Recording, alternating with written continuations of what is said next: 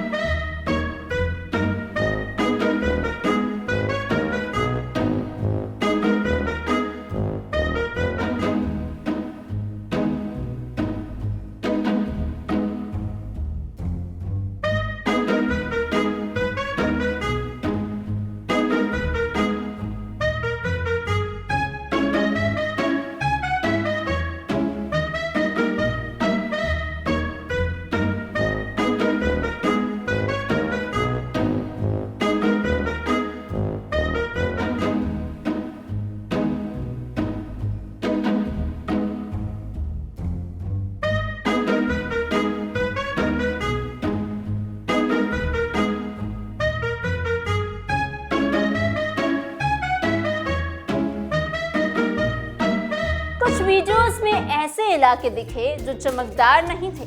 कहीं सड़कों पर गंदगी जितनी शायद भारत में भी ना दिखे, कहीं बीच रास्ते पर कूड़ा कचरा, कहीं यूनिवर्सिटी और कॉलेज गोइंग बच्चों के कमरों की जर्जर हालत और गंदगी से भरे हुए कमरे, तो कहीं पब्लिक वॉशरूम में इतनी गंदी हालत की तस्वीरें देख ऐसा लगे कि बस करो यार, अब नहीं देखना। लेकिन कैमरा हमेशा उसी दिशा में घुमाया गया जहां सब कुछ बहुत सुंदर और परफेक्ट दिखे और दुनिया को पागल बनाया गया। लेकिन फिर शुरू हुआ सोशल मीडिया पर एक लाइन का बार बार दिखना, और वो था चाइना इज एक्सपोज्ड। कमेंट्स में तो कई लोगों ने चाइना का जमकर मजाक उड़ाया। किसी ने सुपर पावर होने का मजाक उड़ा दिया, तो किसी ने लिखा कि चाइना कहता है कि उसने $100 बिलियन सिर्फ एजुकेशन पर खर्च किया है। तो उसके बाद भी अगर ये हालत है तो जब पैसे लगाना बंद कर देंगे ये लोग तब क्या होगा? एक यूजर ने तो चाइना को सीधे फेक ही बता दिया, और इससे उन लोगों को तो काफी तकलीफ हुई है जो चाइना की गुणगान गाया करते थे, जिन्हें भारत का होकर भी भारत से ज्यादा चाइना अच्छा लगता था, जिन्हें भारत कितनी भी तरक्की कर ले, कुछ भी अच्छा कर ले, लेकिन उन्हें हमेशा अपने देश में कमियां और चाइना जैसे देश में सब कुछ परफेक्ट ही दिखता है। सिर्फ इतना ही नहीं, ये वीडियो भी देखिए।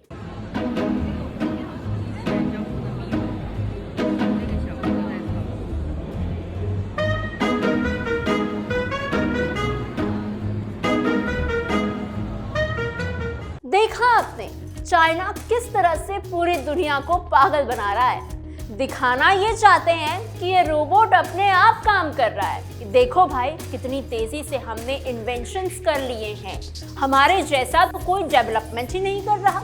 लेकिन सच्चाई क्या है? वही जो आपने अभी वीडियो में देखा, कैसे वॉलंटियर्स खुद रोबोट्स को मैनुअली छुपकर कंट्रोल कर रहे हैं। लेकिन इमेज ऐसी बनाई जा रही है जैसे रोबोट्स तो खुद ही काम करते हैं। लेकिन आखिर इतने सालों तक लोगों को ऐसा क्यों लगा कि चाइना इतना आगे है हमसे और वो वहाँ पे कोई दिक्कत, कोई परेशानी नहीं है? क्योंकि इंटरनेट पर हमारी समझ अक्सर उसी चीज से बनती है जो सबसे ज्यादा दिखाई जाती है।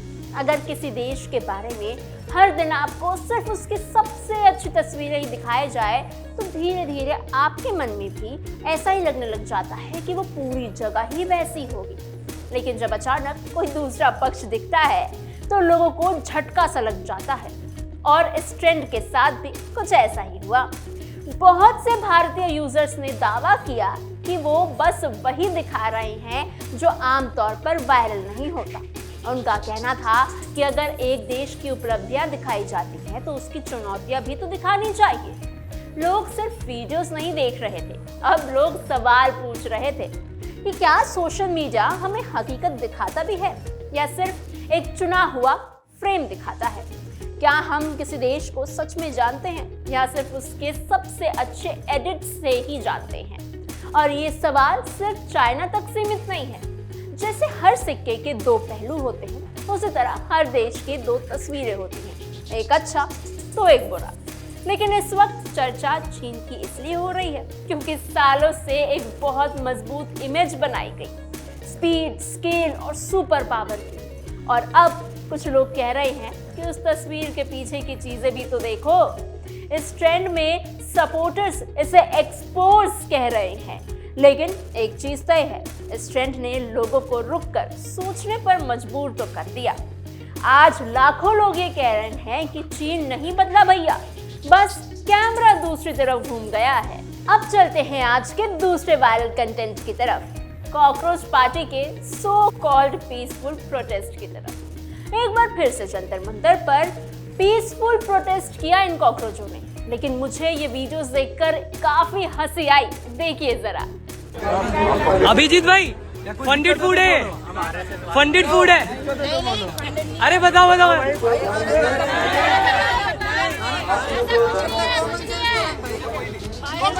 जनता कुछ बताई है, जनता खिला रही है। अब आप सोच रहे होंगे कि इसमें क्या बात है, बैठकर ब्रेड पकौड़े ही तो खा रहे हैं। लेकिन असली बात तो ये है कि इससे कुछ ही घंटों पहले यही अभिजीत दीपके माइक पर चिल्ला चिल्ला कर ये बोल रहा था कि जब तक धर्मेंद्र प्रधान इस्तीफा नहीं देते हम भूख हड़ताल करेंगे, हम लड़ेंगे। लेकिन यहाँ तो सूरज की किरणें ढलते ही ब्रेड पकौड़े की पार्टी होने लगी। अब एक और वीडियो देखिए। वो सभी किसान नेता, वो सभी किसान भाई, सभी मजदूर अभी के अभी जंतर मंतर पहुंचे। हम कल दोपहर से यहाँ पर रुके हुए अपने हक के लिए। 12 से ज्यादा स्टूडेंट्स ने सुसाइड करी है। हम उनके लिए न्याय मांग रहे हैं। जब किसान अपने हक के लिए लड़ रहा था तब मैं खुद सिंघू बॉर्डर पर था। जब किसान अपने हक के लिए लड़ रहा था तब यहाँ जो जितने भी भाई है वो कई सारे भाई खुद सिंघू बॉर्डर पर थे। तो जब आप अपने हक की लड़ाई लड़ रहे थे हम आपके साथ थे। आज हम आपसे रिक्वेस्ट करते हैं, हमारा साथ देने आप भी आइए। ये लड़ाई आपके सहयोग के बिना पूरी नहीं होगी। ये लड़ाई आपके सहयोग के बिना आगे नहीं जा सकती। और धर्मेंद्र प्रधान का इस्तीफा, मुझे लगता है अगर किसान, इस देश का किसान हमारा साथ दे दे तो धर्मेंद्र प्रधान को तो इस्तीफा देना पड़ेगा। अच्छा, तो दीपके कॉकरोच जी, आप चाहते हैं कि देश में एक बार फिर अनरेस्ट पैदा हो जाए। आप चाहते हैं कि फिर से किसान सड़कों पर आ जाए। और वैसे आप तो बॉस्टन में थे ना इतने सालों से, तो आप किसान आंदोलन के समय सिंघू बॉर्डर पर कैसे खड़े थे? अब तो आप हर बात पे ही पकड़े जा रहे हैं दीपके कॉकरोच। और ये वीडियो जो आपके प्रोटेस्ट से आई है, इसके बारे में आपका क्या ख्याल है?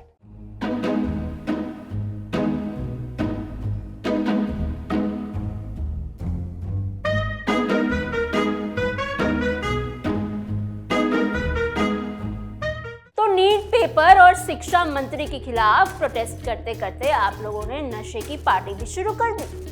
अच्छा, नई पीढ़ी, नए युवाओं को आप यही सीख देना चाहते हैं। लेकिन एक मिनट, ये कैसी वीडियो है? एजुकेशन का अधिकार जिंदाबाद। तो मेरा लिंग मेरी मर्जी, तो मेरा जेंडर मेरी मर्जी, तो मेरे कपड़े मेरी मर्जी। पर आंदोलन तो पेपर लीक को लेकर था ना, फिर ये LGBTQ के नारे क्यों लग रहे हैं? या तो फिर ये कॉकरोचेस खुद में ही बहुत कंफ्यूज है कि आखिर मुद्दा क्या है भैया, करना क्या है? क्योंकि ये कभी किसान आंदोलन के मॉडल को बढ़ावा दे रहे हैं, उन्हें इनवाइट कर रहे हैं, कभी ये जेंडर रिलेटेड नारे लगा रही हैं। तो आज के एपिसोड में हमने क्या सीखा? 2 चीजें सीखी।